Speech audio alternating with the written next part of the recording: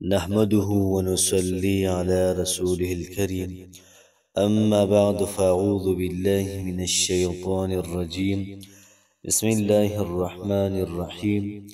زما د اسلام ډیرو زیات عزتمندو ډیرو زیاته مکرمو خویندورونو، نن چې کومه وظیفه ده ډیره زیاته سپیشل وظیفه ده. ستاسو څومره حاجات دي، څومره ستاسو مشکلات دي، انشاءالله د تمامو حاجاتو د تمامو مشکلاتو حل دا په دې وظیفه کې دی. بس تاسو روزانه 100 او 11 پیرې دا وظیفه کوئ او سره د الله پاک دا یو نوم وایئ، انشاءالله العزیز ډیره زیاته فایده دا به کوي.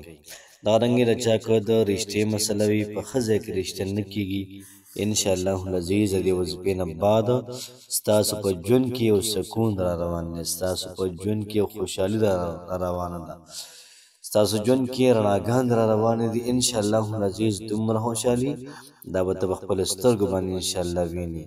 دغه رنګې د نوکرۍ د چا که څه مسله وي، نوکري نه میلاویږي یا میلاو شي خو ځای لري، بیا مسله د ټرانسفر وي، چې څومره مسلې مسایل د نوکرۍ حوالې سره دي، الله پاک به دله په ښه طریقې سره محترمو نوکري یا ټرانسفر دا به دله وکړي، یا دغه رنګې نوکري به درکړي دله ځای ورته مزیدار میلاو شي. دغه رنګ محترمو د چا که په رزق کې څه مسله وي، دغه رنګې د رزق تنګسیا ده، رزق نه میلاویږي یا کم دی، یا دغه رنګې د رفاه رزق نشته، نو د دې وظیفې نه بعد به ستاسو ژوند دا محترم بدلیږي، ښه ځای کې به ستاسو رشته دا محترم وشي، ستاسو زړه ستاسو روح مازغه او دغه رنګې پوره جسم محترمو دا به خوشحاله وي. ولې د وظیفې نه بعد خوشحالي د دې راتګ دا محترمو دا یقیني ده، ځکه ډېر زوروره او ډېره زیاته زورداره وظیفه ده. انقلاب محترم راولي، انقلاب. دغه رنګې محترمو د کاروبار مسله را چا وي، کاروبار نشته یا نه میلاویږي یا ترقي نه کوي، یا دغه رنګې دکان نه په هغې باندې ګاهک نشته، رش پې نشته، د دی خفه دي، الټه د هغې کریانې وغیرې او سبل سوګرۍ د اوړي، انشاءالله یو ډېره زیاته پاورفل انتهایي مجرب عمل تاسو سره شیر کوم. د ژوند معمولي ساز کې تماشو کې ژوند به دي دا محترمو دا بدلیږي.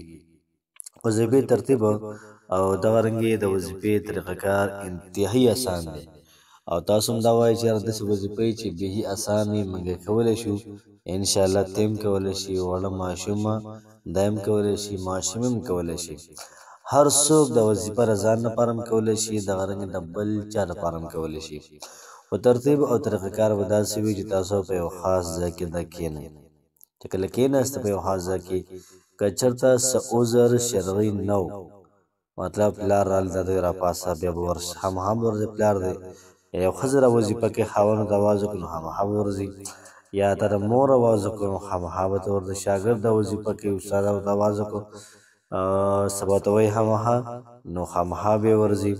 نو که داسې څه رکاوټ نه وي او چې په کم ټایم ته را وظیفه وکړه په دغه ټایم ته به روزانه دغه وظیفه کې بالکل خاص ټایم خاص ځای، داسې ځای چې مطلب ته څوک څه مسله یا تا څوک پریشانه کوي نه، چې د خپل ذکر د په ښه طریقې باندې دا محترمو دا وکړي.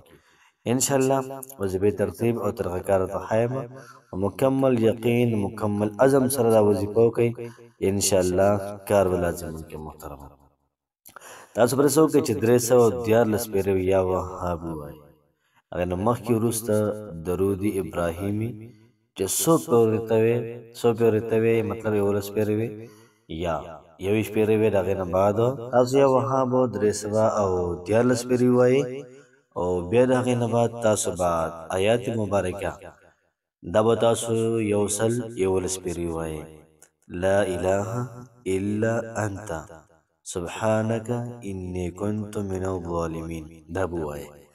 الله پاک د یونس علیه السلام په زندګۍ کې یو بهار راوست، تمام قوم مسلمانان شو، د پیغمبر دپاره ډېر لوی د خوشحالۍ مقام دی.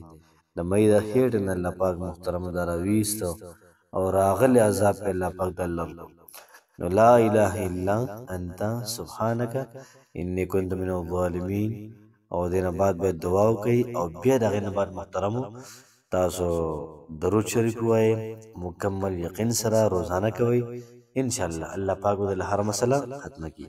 الله پاک هم خوشاله آباد ساته. السلام علیکم ورحمت الله وبرکاته.